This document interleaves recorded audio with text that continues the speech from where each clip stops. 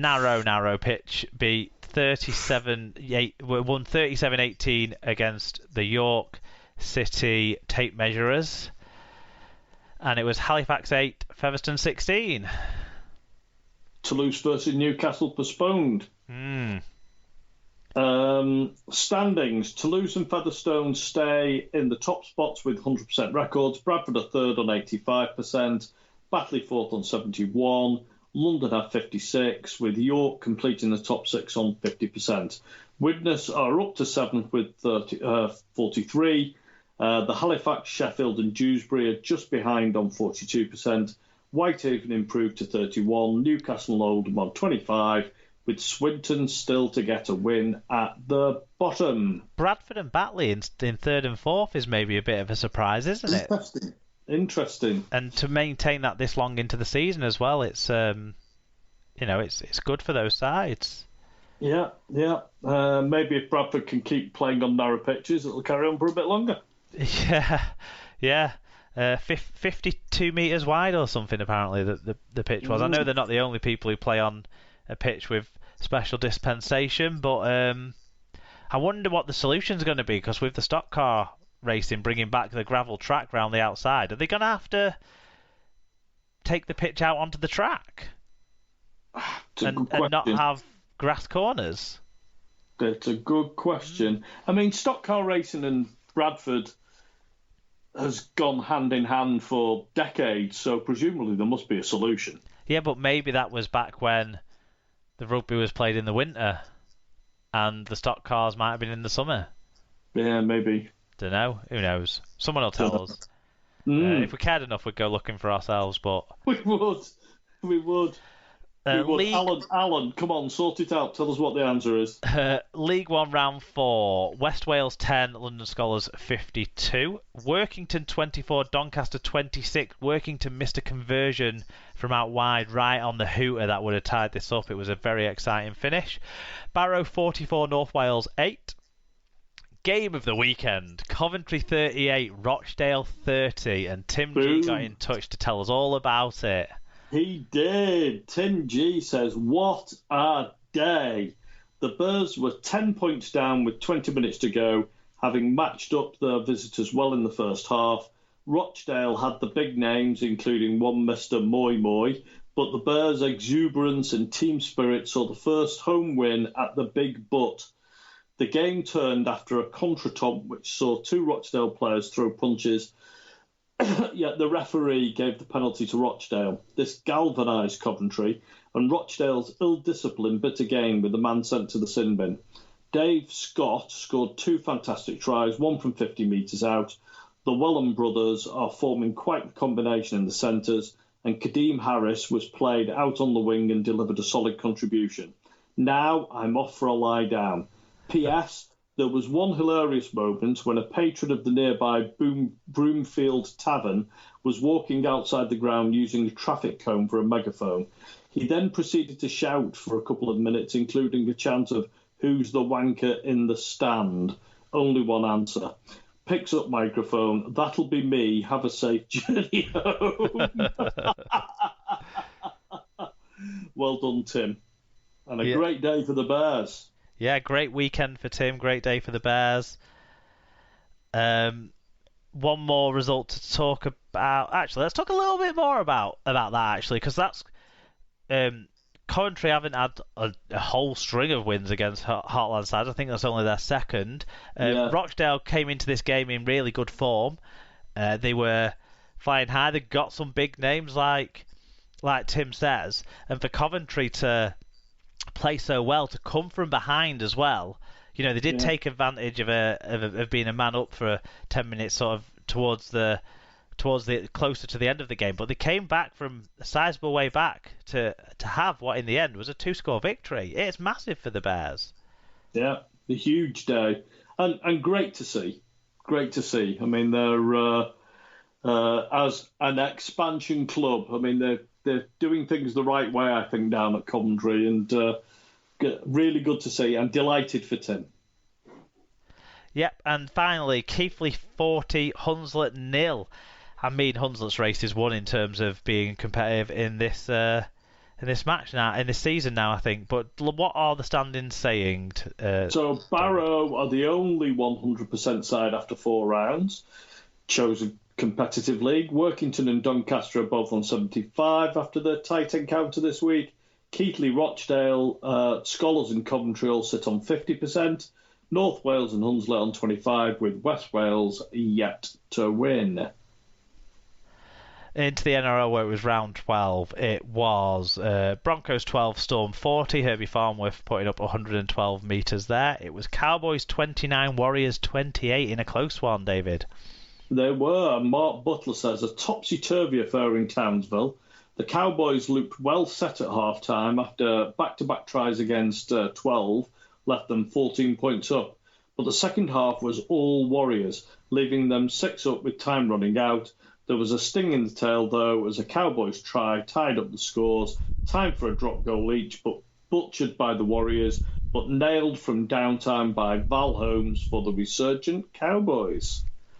Sounds like an exciting game. I wish I'd watched that one. EFC 78JU says that was one hell of a game in the NRL, with the score being 29-28, a 1-point game, a 40-yard drop goal that won the game for the Cowboys, but the Warriors thought they'd won it with Ben Bird at Masilla scoring a try. The Warriors kicked most of their conversions with the curve on it, so it got sent down the middle. Both teams entertained the Fox and Sky viewers. West Tigers 34, Dragons 18. It was Panthers 30, Bulldogs 4. Luke Thompson had 139 metres for the Doggies in defeat. Is he the only bloody player for the Bulldogs? Tom Andrews says Panthers just too good and any team will struggle to beat them. I mean, he's the only British player, so he's the only one we talk about. It was Rabbitohs 38, Eels 20, with Tom Burgess getting 137 metres coming off the bench in this one. Golly, and Tom Andrews says, not only did the Rabbitohs win the game against my favourite NRL team for this season, they also win Kit of the Round. That limited shirt was outstanding. David Hunter says, do I really want to talk about this one? Okay, so Souths were the better side, but I thought 2 or 3 key moments gave them the ascendancy, and it was only some brave efforts from the Eels to keep this one relatively respectable. The right edge defence was an issue, but so was the lack of control of the middle and the boring attack. Yeah, whatever you say about the right edge defence of the Eels, the left edge attack of the Rabbitohs is just pretty damn good. Yeah, and they almost run the same pattern, but throw the right pass every time, so they'll cut out when they need to cut out, they'll go short when they should go short, they'll dummy and run when they need to dummy and run. It's brilliant to watch. Yes, and also I agree, Tom, of the Indigenous round shirts that I saw, the Rabbitohs was the one that impressed me the most too. It was Roosters 44, Raiders 16. Josh Hodgson grabbed a try from an Elliot Whitehead try assist, and Ryan Sutton had 116 metres for the Raiders. Tom Andrews says, well, with a team with so many deeper problems than homesickness and depression, you can't expect much of a performance. Some outstanding tries and nearly tries from Sydney. And David Hunter says, Roosters could have won this with 2 men, their dog, a goat and a lawnmower. Looks like Ricky is about ready to fire up the overhead projector again. It was Sharks 38, Titans 10, and Knights 18, Sea Eagles 10, which means what for the standings, David? The Panthers stay perfect at the top, 12 from 12, that's some record. The Storm are their closest chasers on 20 points. Eels and Rabbitohs make up the top 4 on 18. The Roosters have 16, Eagles and Cowboys 12, before a group of 4 on 10, the Dragons, Warriors, Titans and Knights. Sharks, West Tigers now and now 14th Raiders are on 8 points, Broncos on 6, and Bulldogs on 2 to complete the ladder. Yeah, we had some extra results in, some extra fan views in as well here on other games. So the Elite Leeds under-19s versus the non-elite CAS under-19s finished 18-20, as told to us by Fatboy Rob. He said, "Shove that up your arse, Ralph. Great performance from CAS, which could have resulted in a bigger win if it wasn't for a try ruled out for a borderline forward pass and at least 2 balls spilled over the line. Both teams had talent that have already played in the first team, but Yorkshire's best won in the end. Hashtag fuck off, Ralph."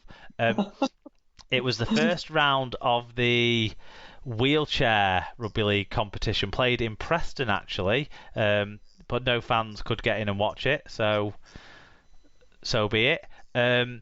And we got a fan viewing on one of the matches, which was from Dr. Hideous for the Leyland Warriors versus Leeds Rhinos game, which finished 44-30 to the Leeds Rhinos. David said the scoreline should read Tom Halliwell 44, Leyland 30. He only scored 3 tries, a 4th was disallowed, but I think it should have been given, but was involved in the setup of all of the rest of Leeds' scores.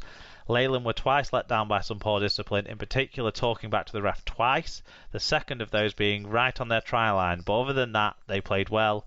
They just didn't have a Halliwell. Mm-hmm. I saw the first game, which was the Leyland Warriors against the North Wales side, and Leyland were way too good in that game for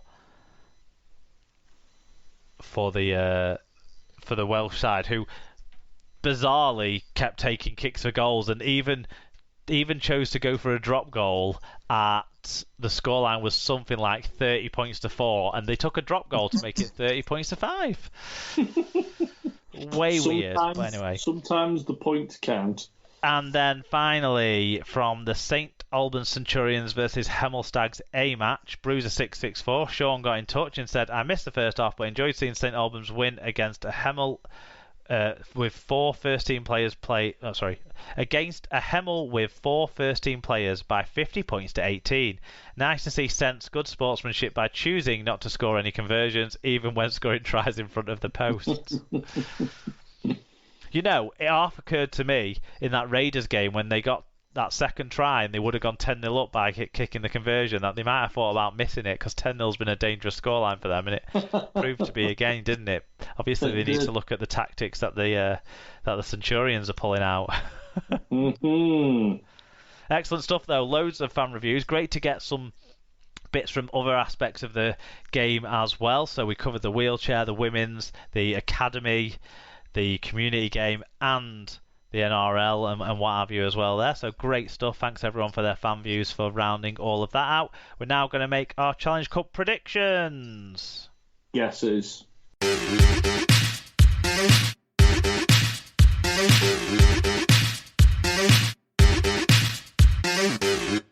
Rightio, David, let's make these predictions as we go on the fly, and we're going to start by talking about the Challenge Cup, of course, and the first game of the triple header on Saturday at Leigh is the women's final, so let's start there. It is 11:15am kickoff on BBC. It's on BBC Two for anyone who wants to watch it.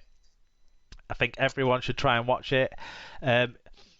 So St Helens versus York, David, that's one of the sides is yours. I'll let you go first. How do you see this one turning out? Well, first of all, I'm going to be on the beer by 11 o'clock. On Saturday, it's going to be a very long day, Saturday. On the beer by 11 o'clock for what is promising to be a fantastic game of rugby. I am only gutted that I don't have a ticket. I'm really sad. I'm very cheesed off that this is being held at Leigh, so we don't get the chance to go. I like Leigh's ground, but it's just not big enough for this. Anyway, for the first game, I thought whoever won out of Saints and Leeds would win this game. I've not changed my mind. I think Saints will win, but I think it will be a tough game. I'm going to go Saints by 8. Yeah, York are good, and they've got some powerful and creative players. They'll need to start really well to come over the top of this Saints side that I think are a real class unit, led by so many, elite England players that they've had that time together. They know what they're doing. They're the most organised side, I think, in the competition, and I think they're going to win by 20 points. I think it's going to be quite one-sided in the end, unfortunately, but it will still be something with class to watch, I think, from St Helens. Okay, Saints are up again next in the 2:30 p.m. kickoff for the first of the men's semi-finals. Hull FC are the opponent again, as they were last week. David, do you think it's going to be the same as last week and a dominant, easy win?